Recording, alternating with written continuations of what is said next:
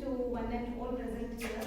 And शुरुआत करने से पहले मैं श्रीमान अध्यक्ष महोदय एंड विशेषकर प्रोफेसर सुभाष सर का बहुत बहुत धन्यवाद और विशेष आभार व्यक्त करना चाहती हूँ जिन्होंने मुझे मौका दिया।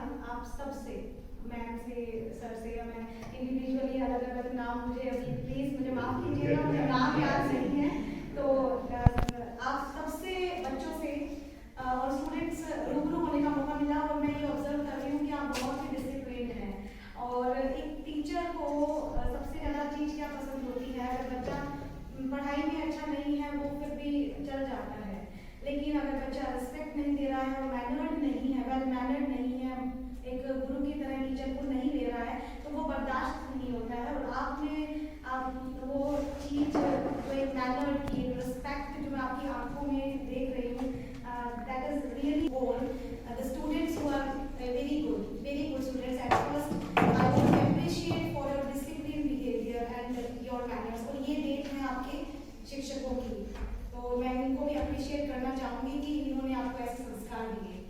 तो अब जैसा आप जानते हैं कि हम यहाँ पर आनंदम विषय को लेकर एकत्रित हुए हैं कि इस विषय के बारे में थोड़ा हमें जानना है और अच्छे से चर्चा करनी है, ताकि जो इसकी अपेक्षाएं हैं हमसे, जो ये आनंदम विषय राजस्थान कॉलेज शिक्षा विभाग द्वारा 2020-21 सत्र में शुरू किया गया है, इसके बारे में हम पहले जान लें तो ही हम इस पे काम कर पाएंगे अच्छे से।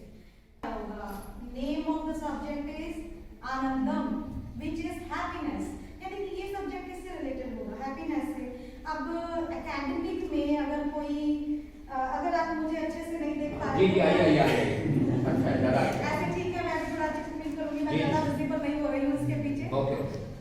तो व्हाट आई वाज सेइंग कि जो आनंदम विषय है, हाँ उसका नाम आपने सुना तो आपके मन में जरूर विचार आया होगा कि आनंदम विषय हैप्पीनेस से रिलेटेड है, बट ये हमारी हैप्पीनेस को किल करने आ गया, क्योंकि जब भी सिलेबस में करिकुलम में कोई भी चीज ऐड होती है तो हमें लगता है एक बर्डन ऐड हो गया, एक और सब्जेक्ट हो गया, ऑप्शनल सब्जेक्ट भी पढ़ रहे हैं, कंपल्सरी पढ़ने पड़ते हैं, तो कंपल्शन है विच इज अनिवार्य वो भी पढ़ने पड़ते हैं। तो दोनों ही चीजें आपके माइंड में आई होगी, ठीक है हैप्पीनेस तो है but it is like a burden, but because we have to do something for this too, इसके लिए भी कुछ ना कुछ करना पड़ेगा, ऑलरेडी ऑप्शनल के लिए टाइम मिलता नहीं है, तो ये सब चीजें आपके माइंड में जरूर आई होगी।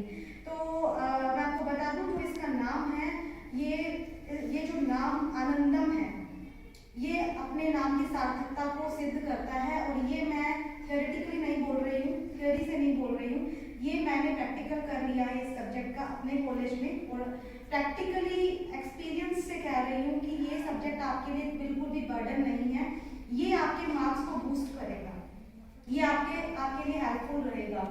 वो कैसे वो मैं आगे की चर्चा में बताऊंगी कि आप खुश हो जाएंगे कि ये तो बढ़िया काम है, 100 मार्क्स हमारे परसेंटेज में ऐड हो जाएंगे। अगर 55 तक मैं अपनी मेहनत से ऑप्शनल में political science, geography, Hindi literature, English literature, जो भी आपका कॉम्बिनेशन अवेलेबल है आपके कॉलेज में, उससे में अगर आप 55 स्कोर कर लेते हैं, कई बार मोस्ट ऑफ द केसेस में ऐसा होता भी है, देखो कि हम अपनी मेहनत से रिटन एग्जाम में 55-58 तक रह जाते हैं और बहुत ही मलाल रहता है कि 2%, 5% से हमारी फर्स्ट डिवीजन रह गई, तो ये गारंटी है कि इस सब्जेक्ट के 100 मार्क्स आपके पूरे परसेंटेज में ऐड हो जाएंगे, जो कि इसको कंपल्सरी अनिवार्य विषयों से अलग बनाता है ना अलग। अनिवार्य विषय क्या होते हैं, सिर्फ क्वालिफाई करना है, पास करना है, बट वो आपके परसेंटेज में ऐड नहीं हो रहे हैं। 100 जो आपका ओवरऑल परसेंटेज बनेगा, जिसमें फर्स्ट डिवीजन, सेकंड डिवीजन आपकी मार्क की जाएगी, उसमें ये ऐड नहीं होगा। लेकिन आनंदम विषय ऐसा है जो प्रैक्टिकल विषय है, रिटन एग्जाम नहीं है इसका, खुश हो जाओ, रिटन एग्जाम नहीं है, ये बिल्कुल प्रैक्टिकल है, और अब आनंदम से आपने सिर्फ खुशी रहना है, बट ये है, और ये बातें बिल्कुल किताबी नहीं है, प्लीज ये बिल्कुल आप इसको ऐसे मत लेना कि ये बातें तो भाषण तक सीमित होती है, इसको आपने एक्चुअलाइज करना है अपनी लाइफ में, अपने लाइफ में इसको आपने धारण करना है। वो कैसे, वो हम अभी चर्चा करेंगे। तो आनंदम विषय आपको समझ आ गया कि अनिवार्य विषयों की तरह नहीं है, 100 मार्क्स का रिटन एग्जाम होगा नहीं, तो आपने जो भी इस आनंदम विषय में एकदम खुशी खुशी में जो काम आपने करने हैं, वो काम आपको सिखाएंगे भी और आपको बनाएंगे भी, उनके आपको मार्क्स मिलेंगे, और मार्क्स के बेस पे आपने अगर मेहनत से 58-55 पे आप चले गए, तो मुझे पूरी उम्मीद है ऐसा मैंने देखा कि बच्चों के अंदर, खुद के अंदर ही बहुत कुछ होता है।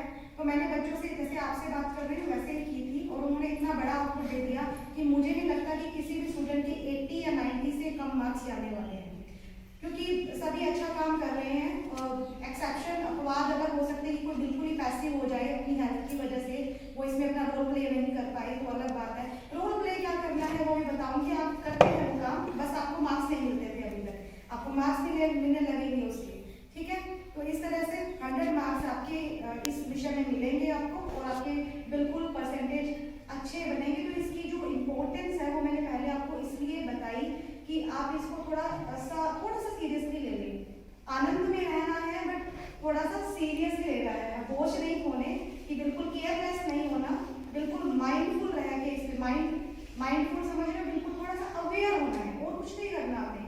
You should be aware. अब अवेयर किस क्षेत्र में होना है उस पर चलते हैं कि हमें मार्क्स मिलेंगे कैसे, ठीक है।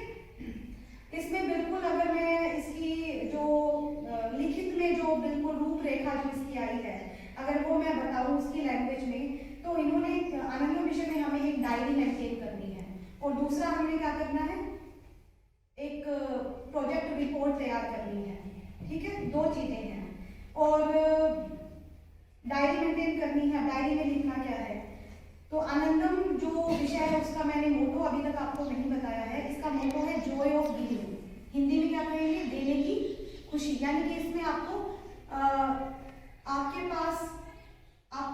आपके पास कुछ है या नहीं, मैं तो ये कहूंगी देने की खुशी या देने का भाव। अगर आपके अंदर देने का भाव है तो आपके पास वो चीज पहले, आप उस चीज को अपने आप अपने अंदर अट्रैक्ट कर लोगे।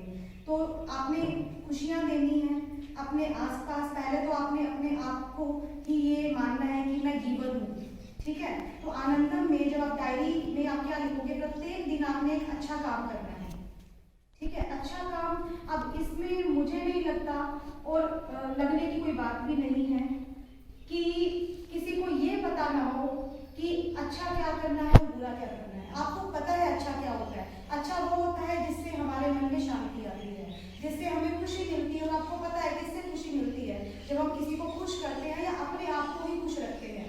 अपने आप को खुश रखना ये वो सबसे पहले आपका ड्यूटी है, सबसे पहला कर्तव्य क्या है आपका, अपने आप को खुश रखना। क्यों अपने आप, अपने तक सीमित होना है ये तो नहीं।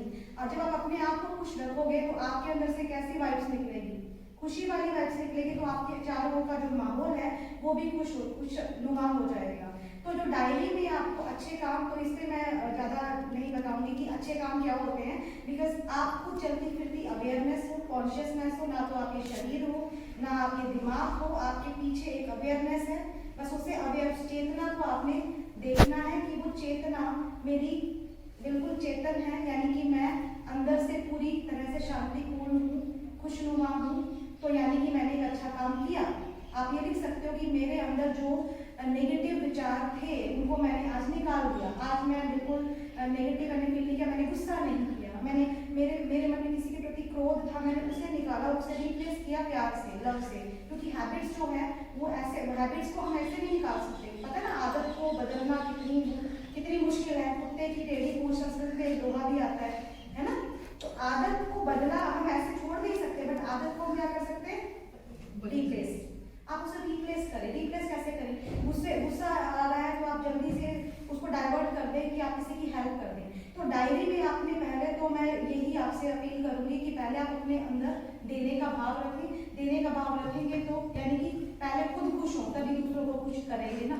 तो पहले आपके अंदर एक, तो ये देखो इससे कितनी पर्सनैलिटी डेवलपमेंट हो रही है आपकी। ये सब्जेक्ट आपको स्पेशल कुछ नहीं करना है, जहाँ आप हैं वहीं आपको एकदम जागना है कि मैं अपनी लाइफ के साथ क्या कर रही हूँ। प्लस फिर आपने समाज में चलना है।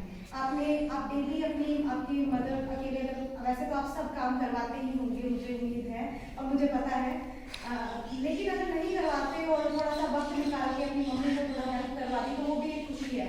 ये नहीं कि अपने परिवार की हेल्प करना खुशी नहीं होती है, आप किसी को भी खुश करें पहले अपने आप को, फिर आप आगे सोसाइटी में चले। तो चलते चलते पौधे में पानी डाल दिया, चलते चलते बस आपको अवेयर रहना है। आप अवेयर हैं तो आप ढूंढ लेंगे कि किसको मैं किसको कहाँ कमी है और मैंने उस कमी को पूरा करना है। अब कुछ बच्चे कहेंगे कि भाई हमारे पास तो है नहीं, हम दें कैसे। मैंने कहा देने का भाव, आपने जब देने का भाव आएगा आपके पास वो चीज़, पहले भर जाओगे उस चीज़ से और फिर आपको देने शुरू हो जाओगे। मैं आपको एग्जाम्पल देती हूँ अपने ही कॉलेज का। हमारे कॉलेज में ज़्यादा संसाधन नहीं है और जब राजस्थान में सबकी वेबिनार हुई थी, बड़े लेवल की वेबिनार थी, उसमें संदेश सर जो कि हमारे आयुक्त महोदय हैं, श्रुति शर्मा मैम सेक्रेटरी हैं जो शिक्षा विभाग में, तो वो सब थे। तो उनमें भी उन्होंने इस बात को, जो एक मैम है सीमा कश्यप मैम, उन्होंने बताया कि करंट को कोई संसाधन नहीं है फिर भी इन्होंने कर दिया, क्योंकि स्टूडेंट्स में मैंने स्टूडेंट्स को मैंने शेयर किया कि देने का भाव रखो, अपने पास कुछ नहीं है, दैट डजंट मैटर। तो अपने आप चीज़ें बनती गई, अपने आप चीज़ें आती गई, कहाँ से पैसा आया, कहाँ से। अब आप कहो कि ये तो सब हर किसी के साथ नहीं होता, लेकिन आप इस चीज़ को प्रैक्टिकली करके देखना, आप खुद सोचना कि मैंने हेल्प करनी है। आप कहीं भी जा रहे हो, आपने हेल्प करनी है किसी की, तो अपने आप आपके पास वो चीज़ें आ जाएगी, वो लोग आ जाएंगे, और अगर फाइनेंशियली कोई जरूरत है तो वो आ जाएगी। तो देने के भाव को अपने अपने अंदर रखना है, डायरी मेंटेन करनी है उसकी, ठीक है। उसके बाद अब आपने क्या करना है, डायरी मेंटेन, डेली डेट डाल के प्रतिदिन, आज से ही शुरू हो जाओ, डेट डाली और मैंने आज ये अच्छा काम किया अपने लिए, अपनी गंदी आदतें छोड़ी, आस पड़ोस में क्या अच्छा काम किया, क्या आपने किसी को खुश किया, आपने बुरी आदत छोड़ी, किसी की बुरी आदत छुड़वाई, that is also good work. उसके बाद प्रोजेक्ट रिपोर्ट पे आते हैं। प्रोजेक्ट रिपोर्ट, डायरी तो आपने इंडिविजुअल अकेले बनानी है, इसमें आप किसी पर डिपेंड नहीं है, ये आपका पर्सनल बिल्कुल अकेला डायरी का है। अब दूसरा काम जो आनंदम में आपको जिसके मार्क्स मिलेंगे वो है आपको एक प्रोजेक्ट पे काम करना है। अब वो जो प्रोजेक्ट है वो 8 से 10 एक ग्रुप, उन्होंने जो गाइडलाइंस भेजी है कॉलेज शिक्षा विभाग में, उसमें है कि एक ग्रुप बनेंगे आपके, उस प्रत्येक ग्रुप में 8 से 10 गर्ल्स होंगी, 8 से 10 स्टूडेंट्स होंगे, 8 भी हो सकते हैं 10। चलो सपोज करते हैं कि एक ग्रुप है, एक ग्रुप बना दिया गया है 10 स्टूडेंट्स का, उन 10 स्टूडेंट्स में एक टीचर होगा। आपके जो टीचर्स हैं वही उनको हम मेंटोर कहेंगे, निर्देशक कहेंगे, निर्देशक या निर्देशिका, इसको मेंटोर कहा जा रहा है। तो 10 बच्चों में जो मेंटोर और वो जो 10 स्टूडेंट्स हैं वो बैठ के ये डिसाइड करेंगे कि अब हमें किस प्रोजेक्ट पे काम किया जाए। प्रोजेक्ट क्या होगा, समाज भलाई का कार्य, कि हमें सोसाइटी में किस सुधार की जरूरत है, ठीक है। तो वो जो सुधार हमें लेके आना है वो आपने बैठ के डिस्कस करना है। अभी देखो कितनी अच्छी चीज है, सर ज्यादा लंबा तो नहीं जा रहा, ये कितनी अच्छी चीज है। शायद आप सोचते होंगे, क्योंकि जितना मैं ह्यूमन को अभी तक अपनी इस उम्र में जान पाई हूँ, ये सबके मन में ये सेम बातें चलती रहती है, क्योंकि हम एक ही स्पीशीज से बिलोंग करते हैं। ये ब्रेन आ जाता है हमारे माइंड में, हमारे अंदर, हमारे शरीर में जब ये दिमाग आ जाता है तो ये दिमाग की जो बातें हैं वो लगभग सिमिलर सी सोची होती है किसी ने। तो ये कितनी अच्छी बात है कि आप हमेशा ये सोचते हो कि अभी तो पढ़ रहे हैं, अभी तो स्टूडेंट लाइफ है, लेकिन जब मैं कुछ बन जाऊंगी ना, ये काम पक्का करूंगी सोसाइटी में, ये सबसे ज्यादा ना सुधार की जरूरत है इसको। लेकिन मैं अभी ना मेरा ना अभी अगर मैं अपने आप को डेवलप नहीं करूंगी, अपने करियर पे फोकस नहीं करूंगी, तो मैं अभी ये समाज सेवा या सभ्यता सुधार ये ऐसे क्यों बोलते हैं, ऐसे लड़कियों को ऐसे ये टैग क्यों दे दिया जाता है, आप अगर लड़कियां सोचे तो, या फिर सोसाइटी में ये ऐसे क्यों हो रहा है, ये गलत प्रथा है, ये गलत कस्टम है, हमें सोचते हैं। लेकिन मैं मानती हूँ, मैं इसे एक्सेप्ट भी करती हूँ कि हमारे स्टूडेंट लाइफ में हम पे इतना प्रेशर होता है कि हम चाह के भी कुछ काम को इग्नोर कर देते हैं। मैंने भी किए थे, क्योंकि मेरे पास इस तरह का कोई विषय नहीं था। आपके पास एक गोल्डन अपॉर्चुनिटी है कि अब आपको उस बर्डन से बाहर नहीं निकल पाओगे, लेकिन आपका जो मेन काम आपका अभी क्या है, पढ़ाई, शिक्षा, ताकि शिक्षा आप लेके आप कुछ बन जाओ और अपने जो ड्रीम प्रोजेक्ट्स हैं जो आपने कभी सोचे हैं इस समाज का एक अंग होने के नाते, उसे पूरा कर पाओ। तो देखो समय का कुछ नहीं पता, आगे अकल हो ना हो, समय आते आते इतनी जिम्मेवारी आ जाती है कि ड्रीम प्रोजेक्ट कहीं दब के रह जाते हैं। तो ये बहुत गोल्डन अपॉर्चुनिटी है। अब आप बिल्कुल इसमें अपना दिमाग को चलाना शुरू करो कि मैंने क्या क्या सोचा था अब तक कि ये होना चाहिए, वो होना चाहिए, कि जो होना चाहिए है ना, इसको करना है। ये आनंदम आपसे करवाएगा। कैसे करवाएगा? क्योंकि आपको एक टीम मिल गई है। अब आप 10 हो, अब 1 नहीं हो 10 हो, प्लस आपके ऊपर एक मेंटोर है जो कि आपको बहुत अच्छे से गाइड करेंगे। तो जो प्रोजेक्ट ऐसा सेलेक्ट करो, मेरा कहने का मतलब ये है कि प्रोजेक्ट ऐसा सेलेक्ट करो जो आप जिसमें आप इंटरेस्टेड हो। ऐसा कोई प्रोजेक्ट ना हो जो आप पे धोखा गया हो या जो धक्के से चलो मार्क्स मिलेंगे कर लेते हैं, वो नहीं कर पाओगे उसे। और मोरओवर स्टूडेंट्स हमें सरप्राइज करते हैं। मुझे शायद इतना भी कहने की कोई ज़रूरत है नहीं, क्योंकि मैंने स्टूडेंट से इंटरेक्शन करके अपने कॉलेज में देख लिया। मैं उन्हें इतना बताती हूँ, वो इतना कर जाते हैं। और मैंने उनसे आशा भी नहीं की थी कि क्या ये तुम्हें इतनी संभावनाएं हैं। तो आप में बहुत संभावनाएं हैं और बस मैंने तो आपको एक स्पार्क दे दी है। लेकिन अब मैं स्पार्क देने से भी बचती हूँ, क्योंकि मुझे लगता है स्पार्क भी आप में है, बस मुझे तो इंट्रोड्यूस ही करना है। तो सच में बच्चे मुझे सरप्राइज कर रहे हैं डे बाय डे। एग्जाम्पल दे सकती हूँ, हमारा जो एक प्रोजेक्ट है वो है मंदबुद्धि बेसहारा महिलाओं की देखरेख। श्री करणपुर में एक संस्था है, श्री वायुगुरु दुख निवारण आश्रम। वहाँ पर बच्चों को ले जाने से पहले जहाँ पे मंदबुद्धि और बेसहारा महिलाएं हैं उनको उनकी सेवा के लिए वहाँ पे हमें सफाई अभियान चलाना था, वहाँ पे हमें पौधारोपण करना था। और बच्चों को प्रभुजन कहते हैं, हम उनको मंदबुद्धि नहीं कहते, प्रभुजनों से बातें करनी थी और उनकी प्रॉब्लम्स को समझना था और 1 महीने का राशन भी उनको हमें देना था। उससे पहले मैं सिर्फ बच्चों को ये कह के गई थी कि देखो स्टूडेंट्स, आपने बिल्कुल अनुशासन में रहना है, आपको कोई नहीं जानता है, बट आपने अगर कुछ वहाँ हरकत की, क्योंकि कोएड है मेरा कॉलेज, तो लोग क्या करेंगे, सभी क्या करेंगे कि गवर्नमेंट कॉलेज करणपुर के स्टूडेंट्स ने यहाँ पे ये प्रॉब्लम कर दी है ना। तो मैंने सिर्फ इतना ही कहा और मैं लेट के चल पड़ी। हालांकि बहुत से अंदर ऐसे था कि ये बच्चे भी अनुशासन में ला रहे, क्योंकि बहुत सारे बच्चे चल पड़े थे मेरे कहने का। हालांकि एक ही प्रोजेक्ट, 10 बच्चों का वो प्रोजेक्ट है, पर 10 बच्चों के साथ जो सेकेंड ईयर और फाइनल ईयर। और मैं ये पहले आपको बता दूं, क्योंकि बातें बहुत सी डायरेक्शंस में शुरू हो चुकी है मेरी, इसीलिए मैं औपचारिक नहीं हो पाती हूँ, शायद सीख जाऊंगी। तो मैं आपको कह रही थी कि ये जो सब्जेक्ट है ये सिर्फ फर्स्ट ईयर के लिए अभी शुरू हुआ है, और मास्टर जो है पीजी प्रीवियस के लिए, और सेकेंड ईयर फाइनल ईयर के लिए नेक्स्ट सेशन में इंट्रोड्यूस हो जाएगा, और पीजी फाइनल के लिए भी नेक्स्ट ईयर में इंट्रोड्यूस हो जाएगा। तो जो 10 बच्चों का प्रोजेक्ट है उसमें जो सेकेंड और फाइनल ईयर के बच्चे हैं उनका क्या रोल है, वो सीनियर्स हो गए ना। सीनियर्स का रोल ये है यहाँ पे कि वो अपने जूनियर्स की हेल्प करें। जूनियर्स जब नए अभी उम्र में छोटे हैं, अनुभव कम है, तो वो सीनियर्स उनकी हेल्प करें लोगों के साथ इंटरेक्शन करने में, कोई भी योजना बना रही है उसे अच्छे से समझाने में। तो सीनियर्स गए थे वहाँ पे बच्चों और उस ग्रुप के बच्चों के साथ, तो इसीलिए बहुत सारे स्टूडेंट्स हो गया। अभी कह नहीं सकते कि मैम 10 बच्चों का प्रोजेक्ट है, इतने सारे क्यों लेके गए आप। तो वो वॉलंटियर्स है, उन वॉलंटियर्स में से भी मेंटोर और जो हर कॉलेज की कमेटी बनेगी, प्रोजेक्ट असेसमेंट कमेटी, जो कि आनंदम के प्रोजेक्ट्स को असेस करेगी, इवैल्यूएट करेगी, आपके मार्क्स डिसाइड करेगी और यूनिवर्सिटी में भेजेगी। तो वो ही पीएसी मेंटोर के कहने पे, ये मेंटोर जब बता देगा कि ये जो सेकेंड ईयर और फाइनल ईयर का जो ये मेंटोर है ना, इसने बहुत हेल्प की अपने जूनियर्स की, तो उसके बेस पे बेस्ट वॉलंटियर के रिवॉर्ड्स भी आपके लिए हैं।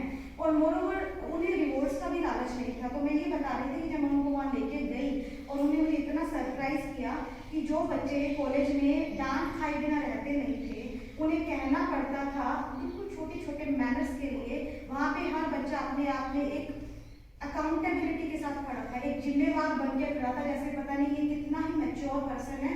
जैसे किसी ने तो फोटोशूट का संभाल लिया कि कोई अपने आप इंटरव्यू ले रहा है उनकी, कोई वहाँ पे पीटी करवा रहा है, कोई। और वहाँ पे I will send the photo to Subhash sir, उसमें एक जगह पूरी घास से भरी हुई थी और अपने आप उसमें उन्होंने कस्सी और जो भी टूल्स होते हैं उसको बिल्कुल साफ कर दिया।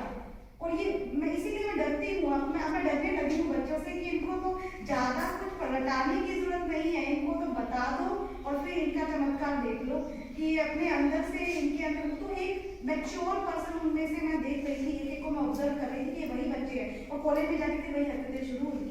बट तो इसका मतलब है कि जो आनंदम सब्जेक्ट है वो आपको जब सोसाइटी में लेके जाता है तो आप ऑटोमेटिकली आपका माइंड कॉलेज में बच्चे ही रहोगे। लेकिन जो आनंदम है, जो हम निबंध लिखते हैं, जो हम ऐसे गद्य वगैरह लिखते हैं, उसमें हम ये लिखते हैं ना कि पेड़ लगाने चाहिए, ऐसे होना चाहिए, अब उसे आप प्रैक्टिकल करेंगे और जब सोसाइटी के सामने जाएंगे तो आप एक बिल्कुल स्टूडेंट नहीं रह जाते, आप बिल्कुल रिस्पॉन्सिबल रहते थे, प्रोजेक्ट की टीम बन के जाते हैं। तो सच में उन्होंने ऐसा किया, तो आरंभम के माध्यम से पर्सनैलिटी डेवलपमेंट भी होगा, पता नहीं कितने तरह के लोगों से आपका सामना होगा। सपोज आपने एक प्रोजेक्ट चुन लिया, 10 बच्चों ने मेंटोर ने मिलकर सहमति से कि हमने इस पब्लिक पार्क को अडॉप्ट कर लिया है, गोद ले लिया है और इस पे हमें अब कार्य करना है। आप गए जी, वहाँ पे सफाई करने लग गए, तो हर कोई अपने तरीके से लेता है ना। तो कोई आ गया जी आपसे, आप कहें कि ये क्या करे जा रहे हो और तुम्हें परमिशन किसने दी है। तो तुम्हारा जो इमोशनल बैलेंस है उस टाइम ये नहीं होना चाहिए कि तुम लड़ने लग जाओ, और तुम लड़ोगे भी नहीं क्योंकि तुम एक टीम में गए हो। तुम्हें हैंडल करना आएगा कि तुम बिल्कुल अपने प्रोजेक्ट को समझाओगे बिल्कुल अच्छे से। तो यहाँ से आपने कौन से गुणों का विकास हो रहा है? लीडरशिप। आप एक लीडर बन रहे हो, आपने सोशल इंटरेक्शन। बहुत से स्टूडेंट्स हैं, जैसे मेरा ब्रदर ही बता दूं मैं, he is very good, intelligent, IQ अच्छा है, बट उसके लिए एक फेज था जब वो फोन उसको दे दो, फोन छोड़ देता था, मैं बात नहीं कर सकता। किसी पर्सन के सामने खड़ा होना तो दूर की बात थी, बट उसने भी जब सोशल वर्क में इन्वॉल्व हुआ तो आज उसके सामने एक पोस्ट का डर होता है ना कि ये कलेक्टर है, उसको वो भी नहीं रहा हेजिटेशन, वो अच्छे से उनको डील कर लेता है। तो आनंदम सब्जेक्ट को आपने बिल्कुल प्रैक्टिकली इस तरह से इसकी सार्थकता को सिद्ध करना है। ऐसे नहीं कि आपको एक बर्डन आ गया, तो बर्डन तो है नहीं, क्योंकि आप जो डेली काम करते हो आपने नोट करने हैं। आपने जो प्रोजेक्ट अपने इंटरेस्ट से चुना है, कोई आपको थोपा नहीं, तो इंटरेस्ट से चुन के उस पर आपने काम करना है। तो अब फॉर्मली हम देखते हैं, तो ये तो हो गई बातें जो आपने मेंटली अपने माइंड में प्रिपेयर करनी है कि मुझे एक पॉजिटिव एटीट्यूड के साथ इस सब्जेक्ट को लेना है। ठीक है, तो ये पॉजिटिव एटीट्यूड ये रहेगा जब आपके देने का भाव रहेगा, आप अवेयर रहेंगे। अब इसमें आनंदम प्रोजेक्ट में एक सिनॉप्सिस 2 पार्ट है, प्रोजेक्ट रिपोर्ट के 2 पार्ट है। पहली रिपोर्ट जिसको हम समरी कहते हैं, सार कहते हैं, सिनॉप्सिस कहते हैं। पहली रिपोर्ट जो आपने वहां भेजनी है यूनिवर्सिटी में, वो सार होगा आपकी सारी परियोजना का। सार में आप क्या बताएंगे? परिचय बताएंगे कि ये हमारी योजना है, उसके बाद उद्देश्य क्या है, आप क्या करना चाहते हैं, उसके बाद आप उद्देश्य आपके चलो ये हो गए, आप क्या रिजल्ट चाहते हैं। तो जो सार है वो 2 या 3 पेजेस का आप बना के यूनिवर्सिटी में भेजेंगे कि उसमें फॉर्मेट जो है सिनॉप्सिस का वो यूनिवर्सिटी ने भेज दिया है। बस उस फॉर्मेट में जो टाइटल है उनको आपने लिखना है अपनी प्रोजेक्ट के अकॉर्डिंग कि परिचय क्या है, उद्देश्य क्या है, निष्कर्ष क्या निकलेंगे आपकी बात के। फिर आती है प्रोजेक्ट रिपोर्ट। प्रोजेक्ट रिपोर्ट कब लिखनी है? जब आप कुछ काम उस पर कर चुके हो, क्योंकि प्रोजेक्ट रिपोर्ट जो है वो विस्तार पूर्वक लिखनी है। उसमें आपने परिचय तो लिखना है, प्रस्तावना भी है, सब कुछ है। उसमें आपने अपने अनुभव शेयर करने हैं कि आपके अनुभव क्या रहे। विशेष आप किसी को आभार देना चाहते हो कि इन्होंने बहुत हेल्प करवाई आपके काम की, और आपकी उपलब्धियां क्या रही। आपने इस प्रोजेक्ट के बाद आपके प्रोजेक्ट की उपलब्धियां आपने क्या पाया, क्या पॉजिटिव रिजल्ट रहे। अनुभव खट्टे भी होंगे, मीठे भी होंगे।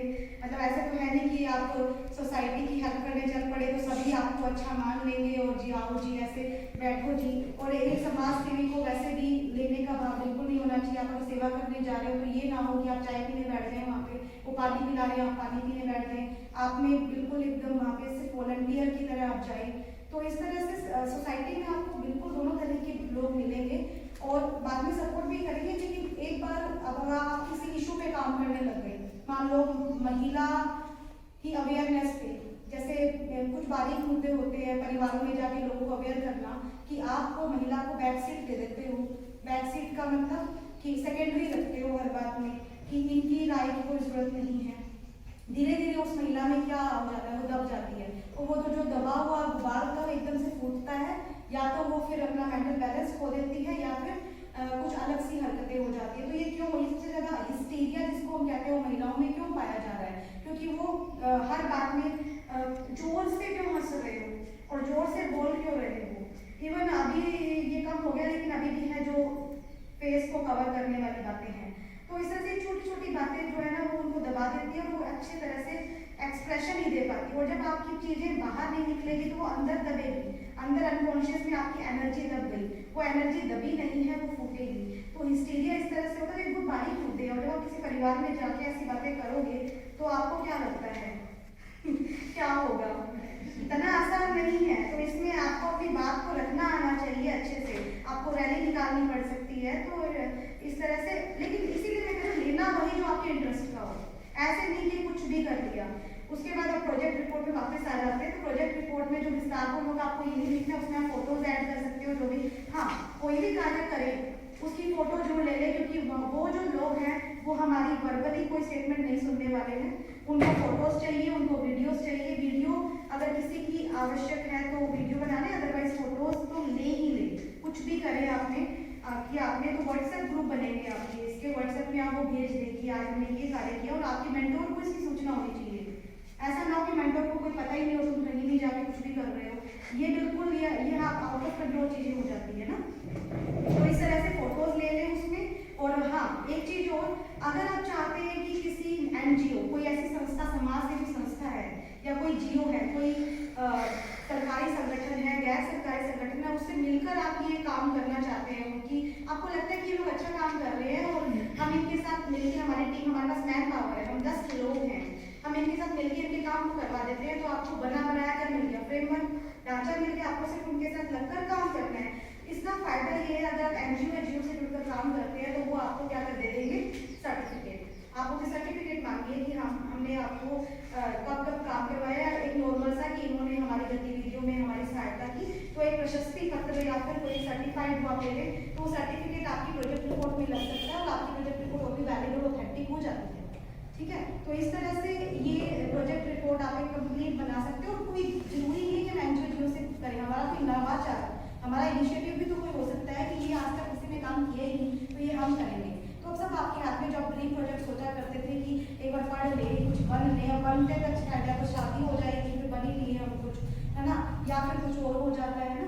तो बहुत लाइफ में बहुत अनिश्चितताएं इतनी है कि जो करना है present, enjoy your present moment, कि प्रेजेंट में हम क्या कर सकते हैं। और मैं मानती हूँ कि हम चाह के भी नहीं कर पाते हैं। अगर अभी तुम्हें कहें कि शिक्षा के अलावा, अपनी पढ़ाई के अलावा जी यहाँ पे काम कर दो, नहीं कर पाओगे, लेकिन अब 100 मार्क्स मिल रहे हैं, एकेडमिक का पार्ट बन गया है, तो अब वो चुने जो आप करना चाहते थे, और अपने मेंटोर से आप सजेशंस दें, आप सलाह करें और वो चुने। तो प्रोजेक्ट रिपोर्ट बन गई, वो फाइनल आपके जो भी लास्ट या ending week of the session होगा, आपका last week of the session, उसमें आप प्रोजेक्ट रिपोर्ट सबमिट करवाएं। अब डायरी की क्या इंपॉर्टेंस है, प्रोजेक्ट रिपोर्ट से मार्क्स मिल ही रहे हैं। प्रोजेक्ट रिपोर्ट सबमिट करवाते टाइम, सिनॉप्सिस चली गई, प्रोजेक्ट रिपोर्ट सबमिट करवाते टाइम आपके सभी मेंबर्स की अगर डायरी सबमिट नहीं होती है तो आपकी प्रोजेक्ट रिपोर्ट इवैल्यूएट नहीं की जाएगी। आपको वो चेक नहीं करेंगे, और चेक नहीं करेंगे तो मार्क्स नहीं जाएंगे। तो सभी को अपनी डायरी भी सबमिट करवानी है, अच्छे से मेंटेन होनी चाहिए। किसी एक सदस्य की भी रह जाती है तो उस केस में दिक्कत आ सकती है। तो डायरी को मेंटेन करके वो भी सबमिट करवानी है, प्रोजेक्ट रिपोर्ट को असेसमेंट के अकॉर्डिंग और आपके जो आप जो वर्क कर रहे हैं उसके अकॉर्डिंग आपको मार्क्स भेज दिए जाएंगे। और ये अब मैं बिल्कुल कॉन्फिडेंटली कह सकती हूँ कि 80 to 90 आप स्कोर कर लेंगे, क्योंकि आप सब का काम मैंने देखा है, वेबिनार के टाइम भी आपने बहुत डिवोशन से आपने बहुत अच्छा डेकोरेट कर रखा था, और मेरे स्टूडेंट्स का काम भी मैंने देख ही लिया है कि बच्चे अपने आप ही इनिशिएटिव लेते हैं, उनके मन में ये बातें पूछी है। तो ये सब था जो मैं आपसे शेयर कर पाई, और फिर भी कुछ मिस रह गया हो तो अब मैं इनवाइट करती हूँ आपकी पेरेंट्स को, आपकी क्वेश्चंस को, और टीचर्स से भी निवेदन करती हूँ कि आप भी कुछ पूछना चाहें जो मैंने मिस कर दिया हो, या आपके मन में कोई प्रश्न हो तो प्लीज आप पूछ सकते हैं।